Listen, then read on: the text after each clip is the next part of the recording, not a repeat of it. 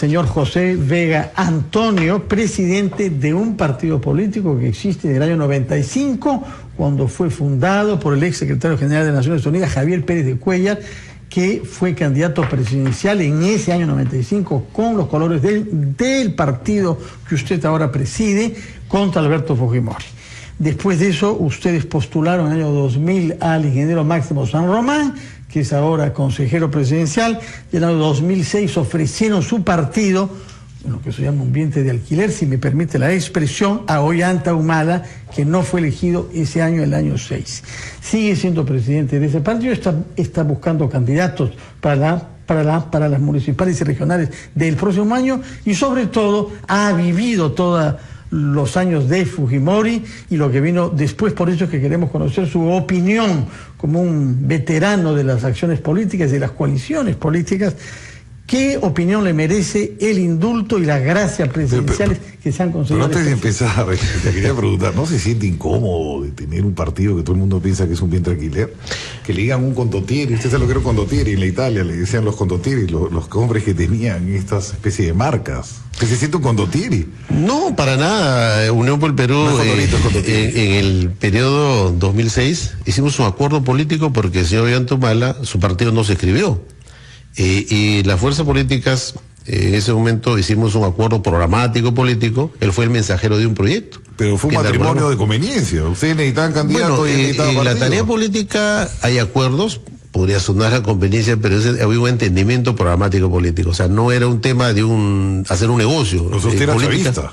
No, para nada, yo nunca fui chavista. Era chavista. Bueno, él tenía una inclinación, pero yo salía a hacer ninguna declaración a favor o en contra de Chávez. Pero si tú le das el partido y el hombre es chavista, entonces tú también eres chavista.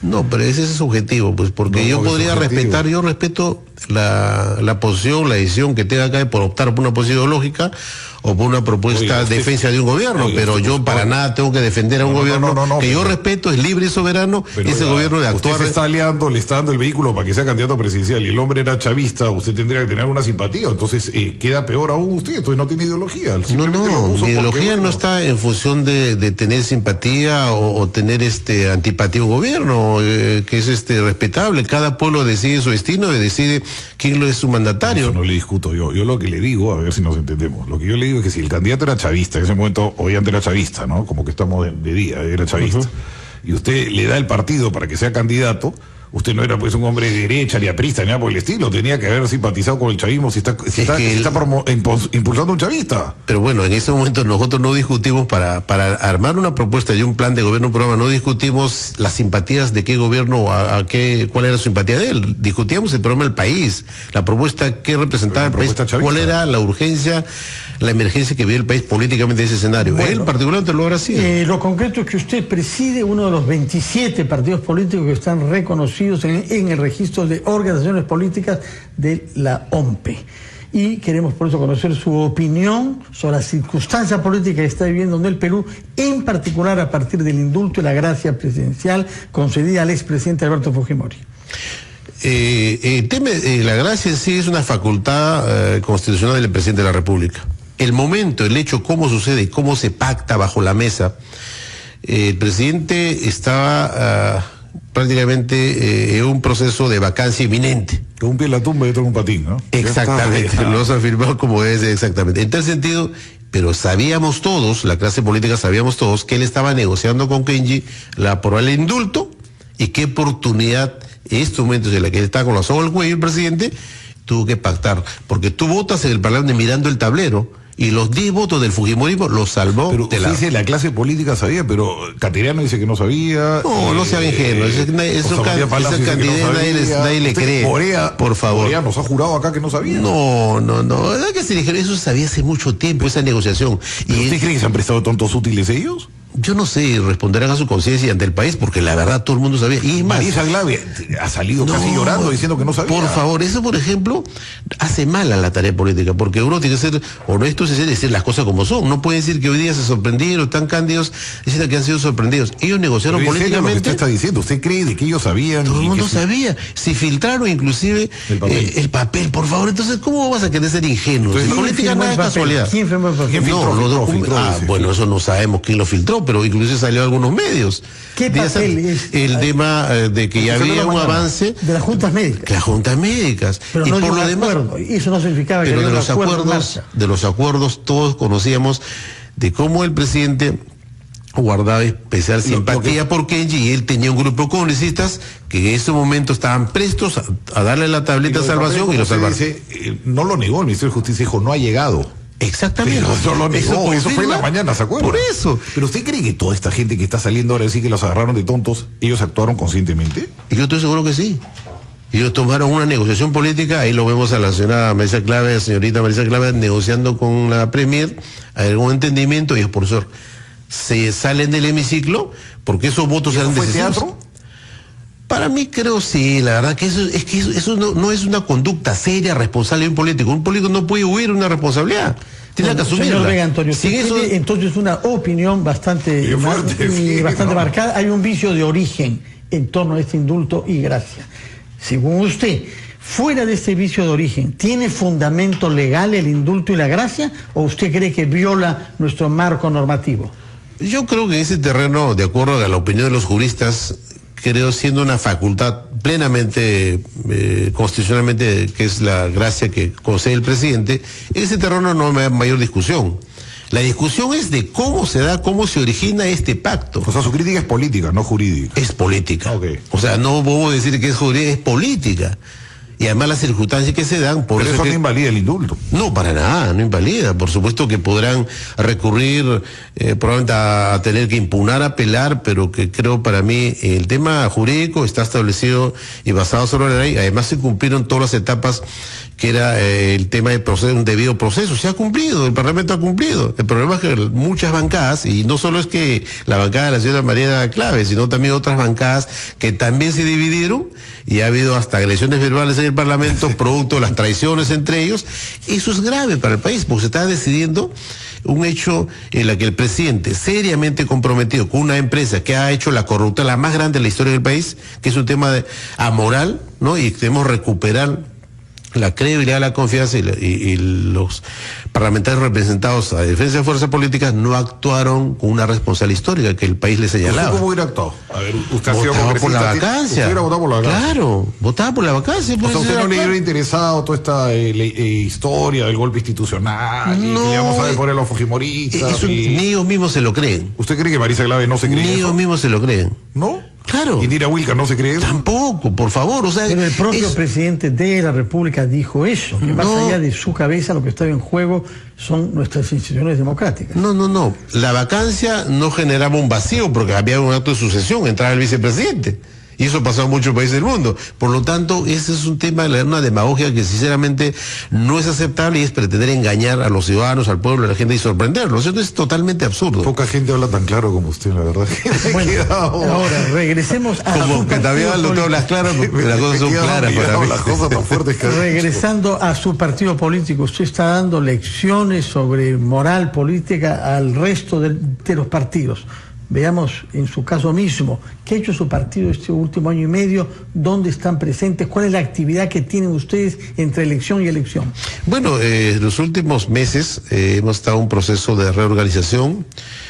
Usted sabe que los partidos políticos también pasaban por momentos difíciles, no podemos hablar que estamos muy fortalecidos, hay muchas carencias, nuevos liderazgos, mayor capacitación, preparación a los nuevos líderes, porque muchos de nosotros ingresamos a la política muy jóvenes, ¿no? Pero hoy día la juventud está un poco indiferente.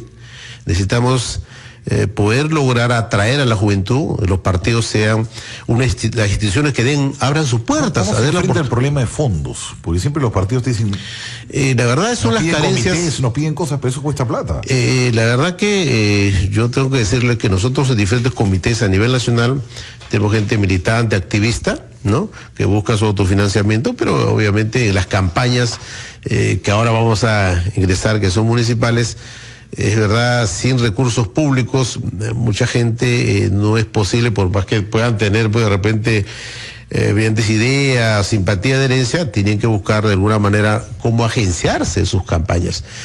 Obviamente no hay hasta ahora, a pesar de la ley, la aprobación que se dio de poder hacer el financiamiento público, no se ha dado. En tal virtud, creo todas las fuerzas políticas tienen que buscar en su militancia, sus activistas y algunos simpatizantes de gente emprendedora, de empresarios que puedan apoyar y contribuir a poder encarar y enfrentar los procesos electorales. ¿No le teme a la valla electoral? Es la gran amenaza siempre los partidos que no pasan el 5%, creo que es ahora, ¿no? Sí, no, yo creo que esa es parte de una responsabilidad y además creo es correcto que haya las vallas que tengan que generar que las instituciones tienen que preocuparse en trabajar, organizar, promover actividades y militancia y tener que esta manera participar activamente en todos los procesos cosa que no electorales. hicieron el año pasado, sin embargo. Sí, tuvimos algunos inconvenientes de entendimiento con alguna fuerza política, finalmente No nos abstuvimos. participaron, no solo salvó la valla. Claro, sí, porque a todos los que no O sea, participaron. la valla fue solo una- para presidenciales, ¿no es cierto? Correcto. Sí, solo presidenciales. Así es. Y dígame una cosa, el año 6, el año 16, el año pasado, estuvieron intentando, me dice usted, pero hubo dificultades que les impidió candidatear. ¿Qué es lo que hubieran querido? ¿Con quién hubieran querido coaligarse? No, la idea en un momento era hacer una coalición con algunas fuerzas que puedan llegar a un entendimiento programático político con nosotros. ¿Cuáles, por Tuvimos ejemplo? conversaciones con el señor Castañeda de Solidaridad y otra fuerza política, pero Acción finalmente Popular, ¿no? Creo que hubo conversación. también con diferentes fuerzas políticas, pero finalmente inclusive pues, PPC y otra fuerza política, pero no logramos concretar esa Le posibilidad. dan mal al PPC. Conversaciones, Ecléctico. pero por eso, conversaciones, pero no llegamos a ningún acuerdo programático político. Oiga, en Chile pasó un hecho histórico, A ver.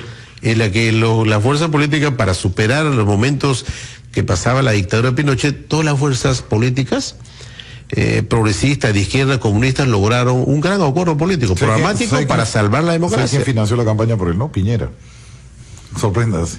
Probablemente, Contra seguramente. Pinochet, sí, esas cosas raras que se dan. Pero de todas maneras, usted tiene unos cambios ideológicos. Bueno, pero no, pero es que en un entendimiento político, una propuesta programática, probablemente en mi formación de juventud yo he sido sectario, como izquierda, era anti-apesta, anti-PPC, pero como bien lo dices, los tiempos modernos hay que avanzar, pero obviamente no podemos pactar contra los principios, así como un programa que refleje y represente cómo logramos sacar ante el país. La educación A ver, está por los suelos, la salud ¿cómo pública. logramos? ¿Qué cosa es lo que cree La usted que el reconstrucción.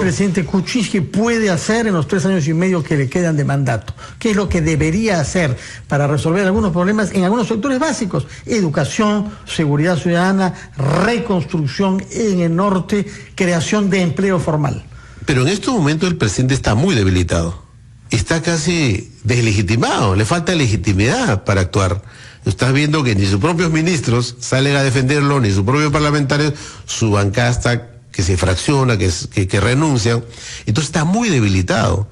Y por lo tanto, creo inclusive corre riesgo el país de que se genere una inseguridad jurídica y puede esto generar también el desaliento a muchos inversionistas de venir al Perú. O sea, el tema no es tan sencillo, el tema es No, realmente es una situación delicada la que grave tenemos. y Por yo eso creo le que el pregunto. presidente nunca o no ha medido o sus asesores no O sea, lo han porque hecho la en la preocupación realidad. es que si viene una crisis, alguna revelación más, ¿cómo sobrevive? Ahora sí no tiene a nadie. Por eso, probablemente después de escuchar al señor Alberto Fujimori, creo va a terminar siendo aliados con ellos y para sobrevivir tendrá que O sea, ¿usted aliarse cree, con usted cree ellos. la tesis de Mulder que va a terminar siendo... Es que lo que vemos, lo que visualizamos en lo inmediato es ese camino, no le queda otro camino. Pero el Fujimorismo Porque no todo le lo hace- demás pero, está... pero el Fujimorismo, por lo que escucho uno, no, al queikismo, porque ahora ya hay tantas facciones, no Sí. le hace mucha gracia estar sosteniendo a PPK. Probablemente con los cálculos políticos no les conviene para futuro, para camino 21, pero el presidente o el expresidente Fujimori y el presidente actual han llamado a la reconciliación. Y, o sea, son dos personajes de dos fuerzas políticas, uno gobernante, uno ex gobernante, están llamando a reconciliar. Ellos se van a reconciliar, probablemente, pero yo no creo las mismas fuerzas políticas en la coyuntura de cómo se ha dado el hecho del desenlace político pueda haber posibilidades de que él pueda lograr esa gran ¿A usted reconciliación. no le parece todo ha sido dentro de lo real maravilloso de García Márquez, que el antifujimorismo terminó fomentando el indulto? Como bien dice Rospigliosi. Es que es verdad. O sea, salió Lo que salió por ellos. La verdad que sí, porque todos los que huyeron, los que no votaron, hoy día es una responsabilidad del país. ¿Qué van a explicarle? Que no votaron porque tenían el antifujimorismo o que había corría el riesgo de que el Fujimori copie los poderes. Eso no se lo creen ni ellos mismos. Porque el año 2000 había un fenómeno en el que el Fujimorismo tenía todo el poder, todo el poder del Estado, y desde la bancada UPP y Unión por el Perú se planteó la posibilidad de la presidencia, a la candidatura del Congreso del doctor Valentín Paniagua, y logró finalmente una votación mayoritaria casi consensuada y se salvó la crisis de esa coyuntura. Y fue muy claro, ordenadamente. por lo tanto, no es cierto que no había salidas. Y por supuesto que si renunciaban los dos vicepresidentes, que yo lo dudo, se hubiera ¿Usted replanteado. no cree que no renunciaban? Yo no creo. ¿Cree que era un bluff de póker? Yo creo que fue una amague de temor y miedo como para justificar que algunos parlamentarios salieran pues del Congreso y con eso justificaran su antifujimorismo, que fue una actitud irresponsable Señor para el José país. Antonia, muchas gracias por sus explicaciones. Muchas gracias, buenos días. Escuchaba al presidente de Unión por el Perú.